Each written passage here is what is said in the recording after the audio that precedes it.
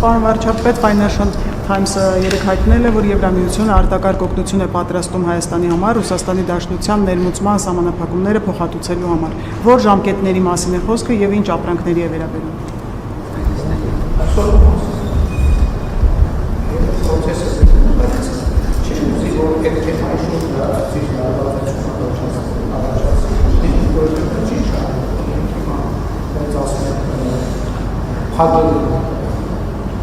մեր Ռուսաստանի շուկան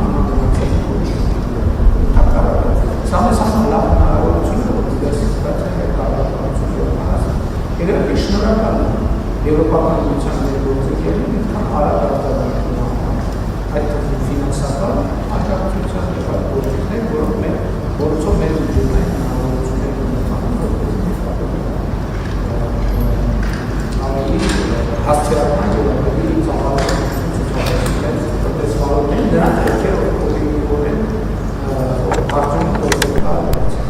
Ես բառացիորեն այսօր մասին է, որտեղ ամեն օր աշխատանք է տեղի ունենում եւ ամեն օր իրադարձություններ են տեղի ունենում։ Այսօր եթե հետեւել եք կառավարության նիստին, էկոնոմիկայի նախարարը նշեց արդեն այն նոր ուղղությունները, որոնցով մենք արտահանումներ իրականացնում ենք, արդեն երկրների թիվը տասնյակից անցնում է։ Ընդ որում նրանց մեծ մասը նախկինում 0 արտահանում ենք ունեցել։ 0 արտահանում պատկերացնում եք, հիմա մենք արդեն ունենք խմբականակներ եւ ոչ միայն ունենք խմբականակներ, մենք արդեն ունենք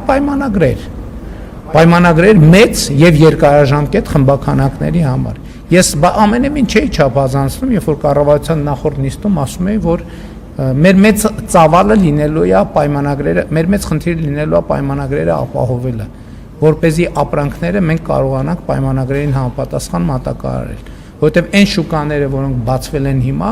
իրենց ակնկալիքը եւ պահանջարկը շատ ավելի մեծ է, քան մենք նախորդ շրջանում կարողացել ենք ընդհանրապես մատակարարումներ անել։ Եվ մենք պետք է մեր տնտեսվարողներին աջակցենք, որպեսզի նրանք իրենց արտադրանքի ծավալները մեծացնեն, որպեսզի երկարաժամկետ կարողանան ոչ միայն կարճաժամկետ խնդիր լուծել, այլ երկարաժամկետում իրենց ներկայությունը ապահովել այդ շուկաներում։ Ինչը? Ուրեմն ես ձեզ մի բան ասեմ, որովհետև այդ հիմա ուրեմն ես ձեզ ուզում եմ ասել հետևյալը, որ բոլոր տնտեսվար, չկա այդպիսի տնտեսվարող, որը ասենք ենթադրենք ոչ մի հատիկ ծիրան նախորդողոց շրջանում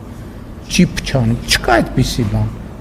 Վարդելա փչանում, ծիրանելա փչանում, դեղցելա փչանում, դա արտադրական process-ի անբաժանելի մաս է։ Հիմա ուրիշ բան, որտեղ տեսնում ենք մի հատ փչացած ծիրան, դա դառնում է top news։ Այդ ծիրանը տոննաներով նախկինում էլ է փչացել։ Ոչ մեկ ուշադրություն չի դարձրել դրա վրա, որովհետև բոլորը հասկացել են, կներեք 1000 ներողություն,